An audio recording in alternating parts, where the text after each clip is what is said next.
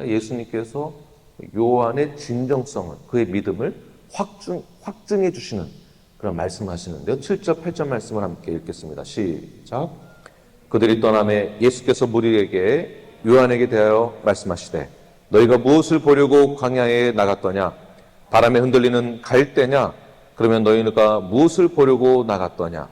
부드러운 옷 입은 사람이냐? 부드러운 옷을 입은 사람들은 왕궁에 있느니라. 여러분 잘 보십시오. 오늘 이 본문의 내용은 예수님께서 요한의 손상된 그 권위를 회복시켜 주신 것을 볼 수가 있습니다. 그리고 절대 그는 죄인이 아니다. 절대 그는 나를 배신할 자가 아니다. 절대 그는 바람에 흔들리는 자가 아니다. 너희들이 보아서 알고 있지 않느냐? 흔들리는 갈대가 아니라 오히려 불굴의 참나무와 같다. 참나무가 얼마나 단단한지 아시죠? 그 참나무가 흔들리지가 않는다. 그리고 그가 부드러운 옷을 입은 사람이냐? 절대 그렇지 않다. 자, 부드러운 옷을 입은 자들과 다르다라는 것은 어떤 뜻이냐면 그가 권력에 아부하여서 부귀영화를 누리기 위해 살았던 사람이 아니다라는 것을 증명해 주고 있는 것입니다. 세상에서 아부하는 속물들은 부드러운 옷을 입고 아부를 합니다. 그러나 요한은 그들과는 다른 존경을 받을 만한 자다. 왜 그렇습니까? 실제 요한은 어디에서 생활했습니까? 광야에서 주님이 오실 그 날을 위해 예비하던, 광야에서 외치는 그의 핵심적인 메시아 되심, 예수 그리스도가 메시아 되심을 선포했던 요한입니다. 그러한 요한을 보아서 알고 있지 않느냐.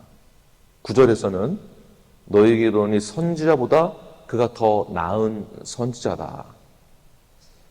다시 말해서 요한이 나를, 예수를 메시아라고 오해했던 것, 의심했던 것, 신성에 대해서 의심했던 것, 심판자로서 의심했던 것, 그렇다고 해서 그가 결코 우습게 볼 사람은 아니다. 그는 마땅히 존경을 받아야만 한다. 마땅히 그 어떤 선지자보다 더 나은 선지자다. 실제 말라기 이후에 400년 동안 암흑기를 지나면서 하나님의 말씀을 전할 자가 없었을 때에 침례 요한은 예수 그리스도가 메시아 되심을 선포하던 자였습니다. 그는 광야에서 세상의 쾌락을 따르지 아니하고 세상의 권력과 부에 아부하지 아니하고 하나님의 메시지를, 하나님께 받은 그 메시지를 두려움 없이 눈치 보지 않고 그대로 전파했습니다. 그대로 설교했습니다. 이것이 바로 광야에 외치는 소리이죠. 하나님의 사자로서 왕 되신 메시아에 대해서 그를 예배하고자 무엇을 선포했습니까? 회개하라. 천국이 가까웠느니라. 그 회개하라라는 이 메시지는 권력자들에게, 종교 지도자들에게 선포했던 메시지였습니다. 결코 쉬운 것이 아닙니다. 그것을 감당하기 위해서 그는 그 메시지를 대범하게 그리고 증거하였습니다. 다시 말해서 저희들이 어떠한 시련과 어떠한 곤고함과 어떤 어려움, 각각 염두에 처해 있는 어려움 가운데에 신앙생활의 어려움을 겪고 또는 배신감도 느끼고 또는 절망도 느끼고 또는 외로움도 느끼고 그때 겪는 여러 가지 신앙적 어려움이 믿는 자들 속에서도 직분자들 속에서도 신앙 경력이 오래된 자들 속에서도 분명히 일어날 수 있다는 것입니다. 심각할 경우에는 하나님의 존재에 대해서, 예수님의 존재에 대해서 부인할 정도로 어떻게 하나님이 나에게 이렇게 하실 수 있습니까? 라는 생각을 가질 때가 있습니다. 자, 그렇다라고 해서 예수님께서 믿는 자, 나를 위해서 죽으신 그 사건이 허투루 돌아가는가? 절대 그렇지 않다는 것입니다. 어제 저희 가정에서 우리 아이들과 디보션 나눴던 내용들 중에 이런 내용이 있었습니다. 우리가 구원을 받기 위해서는 예수님께 블레임하며 우리가 구원을 받을 수 있는가? 이 질문 속에 우리 아이들의 대답은 절대 그럴 수 없다. 구원은 블레임한다고 받는 것이 아니다. 자, 그렇다면 구원은 어떻게 받는 것인가?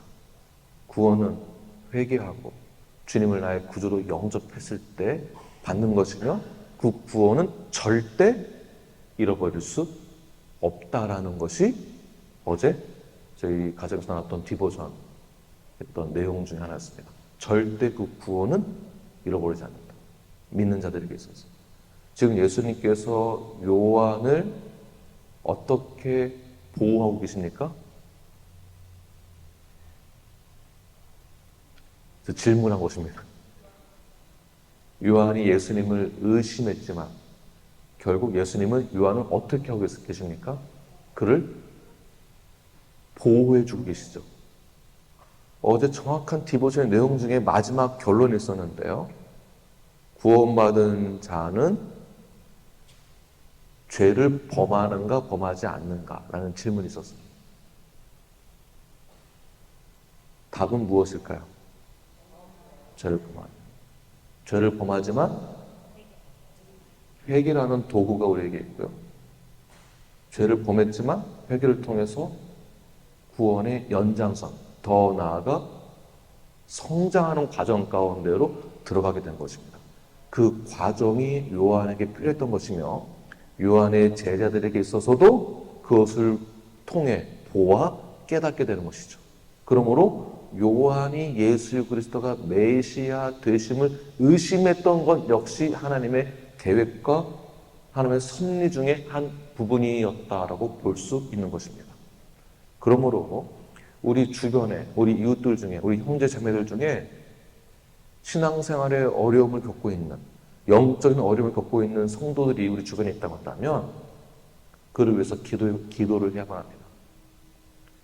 죄를 범할 수도 있고 의심할 수도 있지만 그러나 그건 역시 선한 의도로서 주님을 알아가고자 하는 그 열정, 천국을 침노하고자 하는 그 열정이 있는 자들에게는 절대 구원이 잃어버리는 것이 아닙니다.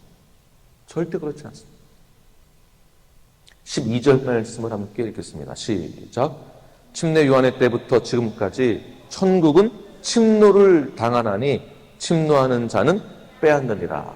자, 침노를 당하는 것이 천국이다라는 것은 어떤 뜻이냐면 전쟁을 통해서 싸움을 통해서 침노하듯이 어떤 마찰을 통해서 천국은 항상 그러한 침략을 받는 곳이다라는 뜻이 아니라 폭력을 휘두르고 강탈하는 자가 천국을 얻을 수 있다, 구원을 받을 수 있다라는 뜻이 아니라 천국을 침략한다는 것은 요한의 외침과 동일한 것입니다. 요한의 강한 외침, 그 강한 외침은 무엇입니까? 주님을 예비하는 자로서 천국이 우리에게 가까이 왔음을 선포했는데 그 선포는 강한 의지와 강한 믿음을 가지고 선포했던 것입니다. 천국이 우리에게 도래하고 있다. 예수 그리스도가 우리에게 도래하고 있다. 그에게는 그러한 믿음의 메시지가, 강한 그 믿음이 뜨거운 열정을 가지고 있었던, 뜨거운 힘과 열의가 있었던 그러한 마음을 가지고 주님을 붙들었습니다. 그 누구보다도 예수 그리스도에 대해서 천국에 대한 소망을 가지고 있었고요. 영원 구원에 대한 열정이 있는 선지자였습니다. 그가 바로 제자였고 그가 사명자였고 그도 역시 성도였습니다. 그러한 자가 천국을 침노하게 됐을 때 천국을 구원을 받을 수 있게 되는 것입니다. 자, 결국 사명자란 요한과 같은 선지자로서의 천국을 침노하는 자, 바로 우리 모두가 그러한 열정을 가지고 있어야만 합니다. 이런 열정을 가지고 있는 자들에게 있어서는 세상에서 우리를 보았을 때 이러한 사명자들을 좋은 시선으로 보지 않습니다. 사명자가 전하는 메시지를 들으려고도 하지 않습니다. 천국을 침노하고자 하는 열정도 없습니다. 그러니까 죄에 대한 그 죄의 사함, 회개, 예수 그리스도의 은혜와 사랑, 긍휼 또는 심판, 관심은 없습니다.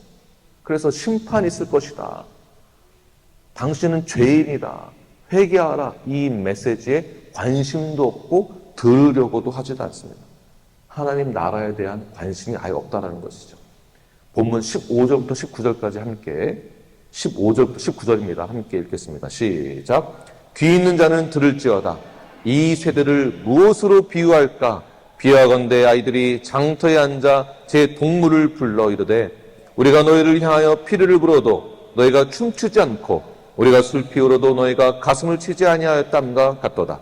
요한이 와서 먹지도 않고 마시지도 아니하며 그들이 말하기를 귀신이 들렸다 하더니 인자는 와서 먹고 마시며 말하기를 보라 먹기를 탐하고 포도주를 즐기는 사람이요 세리와 죄인의 친구로다 하니 지혜는 그 행한 일로 인하여 옳다함을 얻느니라. 아멘. 어떤 메시지가 선포되어져도 듣지 않는 이 세대, 어떤 메시지를 전해도 듣지 않습니다. 마치 그런 것과 같이 세상에서도 성경의 복음적 메시지, 생명의 메시지, 천국의 메시지에 대해서 관심도 없고 소리가 들려도 들리지 않으며 들었어도 받아들이지 않는 세대가 바로 오늘날의 세대입니다. 이 오늘날의 세대란 항상 그런 세대가 존재했다라는 거죠. 그 가운데에서 믿는 자가 존재한다? 기적입니다. 그러니까 여기 계신 분들이 기적이에요, 기적. 이 아침 예배에 나오시는 것 자체가 기적이며 말씀을 들을 수 있는 곳이 있다는 것도 기적이고 이 자리에 참여하신 것도 기적입니다. 역사를 보시면서 당신이 기적입니다. 네. 말씀을 선포하고 말씀이 들려줘도 듣지 않는 세대, 그 세대가 바로 죄악된 세대입니다. 죄악이 가득한 세대. 그 죄에 대해서 깨닫지 못하며 그 나의 죄에 대해서 가슴을 치지 않는 그러한 타락한 세대. 그러나 우리는 믿는 자로서 말씀이 선포될 때 귀를 열어서 듣고 들은 말씀을 받아들이는 세대. 바로 십자가를 통과한 십자가의 보혈을 의지하는 그런 열정이 있는 세대가 바로 뉴라이프입니다. 뉴라이프. 그러므로 이 세대를 본받지 말고 오직 믿음으로 순종하시는 그 순종의 결과와 열매를 맺으시는 뉴라이프를 간절히 축원합니다. 이 부분이 굉장히 어렵습니다. 세상에서 빛으로 살아낸다라는 거 굉장히 어렵습니다. 네, 목사로서 여러분들의 세상 속에서의 빛된 삶에 충분히 공감하지 못하는 것에 대해서 솔직히 조금 죄송한 마음도 있습니다. 그러니까 저는 저 나름대로의, 여러분은 여러분 나름대로의 치열한 영적인 싸움을 싸워야 하는 그 곳에서 말씀을 들었다면 그 들은 말씀을 가지고 이 죄악된 세대 가운데에서 이 세대를 본받지 말고 믿음으로 순종해내는 열매를 맺고 그 결과를 볼 수 있는 그러한 건강한 눌랍가 되기 간절히 축원합니다. 자, 이것을 뭐라고 부르는가? 영적으로 반응한다라고 합니다. 그러니까 영적인 반응이 우리에게 있어야만 합니다. 언제? 말씀을 들었을 때. 구원받은 자녀로서 주님을 의지하는 그 마음으로 믿음으로 순종하는 적극적인 삶이 우리에게 영적인 반응으로 말씀에 반응하는 자들로 우리는 살아내야만 하는 것입니다. 이것이 천국을 침노하는 자의 자세입니다. 천국을 침노한다고 하니까 그냥 기도만 냈다 그냥 막 소리 지르면서 하는 걸로만 하지 마시고요. 말씀에 반응하고 그 말씀에 영적으로 반응하는 거죠. 내가 성경적으로 어떻게 반응해야 되는가? 어떻게 실천해야 되는가? 한번 욱할 그 시점에 영적인 반응을 내가 어떻게 해야 되는가? 지혜를 구하시고 순간순간 주님을 의지하는 것입니다. 그 성령에 의지한다라는 것은 말씀을 토대로 하여서, 성경을 토대로 하여서 성경에서 무엇을 말하고 있는지를 깨닫고 이해를 하고 그대로 실천하는 것.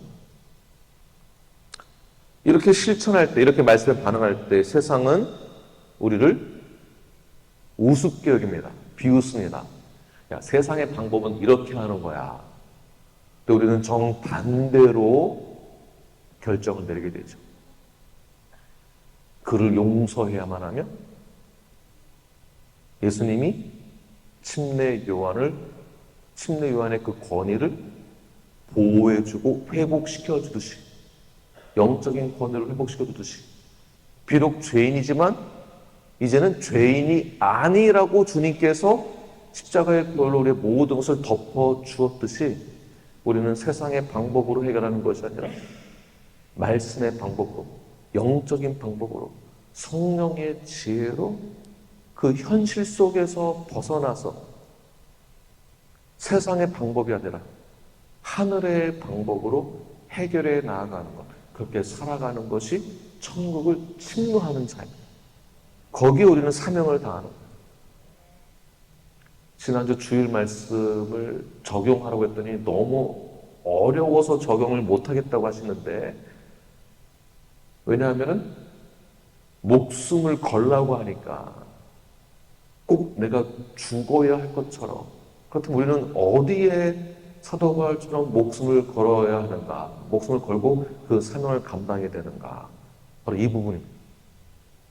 내가 믿고 있는 바 말씀에 반응하고 영적인 반응을 하기 위해서는 용서하지 못할 사람을 내가 용서받은 것처럼 용서를 해야 하는 것에 대해 사명을 감당하는 것이며, 거기에 목숨을 거는 거예요. 왜 목숨을 거느냐? 어려우니까, 힘든 거니까 목숨을 걸게 되는 것입니다. 그 정도로 어렵다라는 거예요. 용서를 한다는 것이. 여러분의 마음 가운데 여전히 미움이 있으십니까? 남편을 향한 미움, 아내를 향한 미움, 이웃을 향한 미움, 형제를 향한 미움, 옆 사람을 향한 미움이 여전히 있으십니까? 우리는 그런 마음이 있다면 말씀에 반응하여서 믿음으로 순종해야 됩니다. 용서하고 그를 더욱더 위로하며 격려해야 하는 것. 그게 너무 어렵기 때문에 우리는 거기에 사명을 감당하는 것입니다. 정말 어렵습니다. 옆 사람 한번 보십시오. 용서할 만한 대상인가?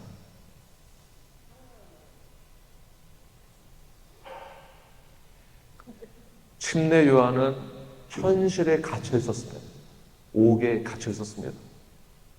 옥에 갇혀 있다 보니 한탄의 마음, 섭섭한 마음, 나의 비전과 꿈이 단절된 상황 속에서 현실을 부정하고 싶은 마음이 그를 압도했을 것입니다.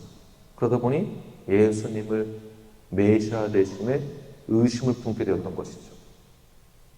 천국을 침노하고자 했던 영적인 지혜와 능력을 상실한 그 상태에 주님께서 진리의 말씀으로 다시 확증해 주셨습니다. 내가 메시아다. 내가 너에게 어떻게 했느냐? 내가 이웃들에게 어떻게 했느냐?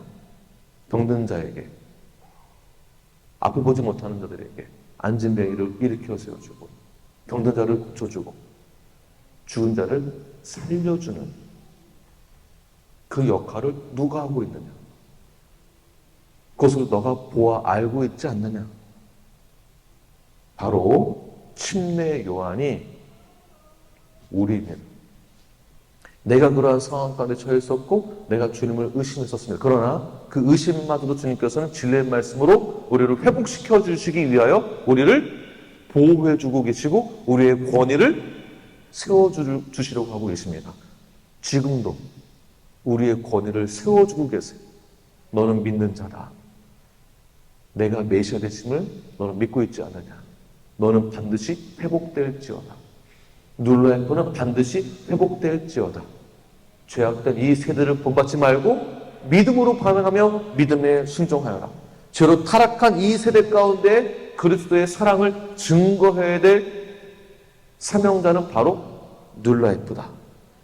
복음을 전할 열정을 가져라. 최선의 삶을 살아라. 광야에서 외치는 소리 같지만 그 소리는 결코 땅에 떨어지는 것이 아니다. 죽어있던 그들의 심장을 일깨울 수 있는, 뛰게 할 수 있는 자가 바로 눌라이프다. 이 세대를 본받지 말고 믿음으로 말씀에 반응해라 라고 오늘도 이 시간에도 주님께서 우리에게 말씀해주고 계십니다. 이러한 사명과 열정을 가지시고 오늘 하루 살아내시며 앞으로도 살아내시는 저와 여러분이 되길 간절히 축원합니다. 기도하겠습니다.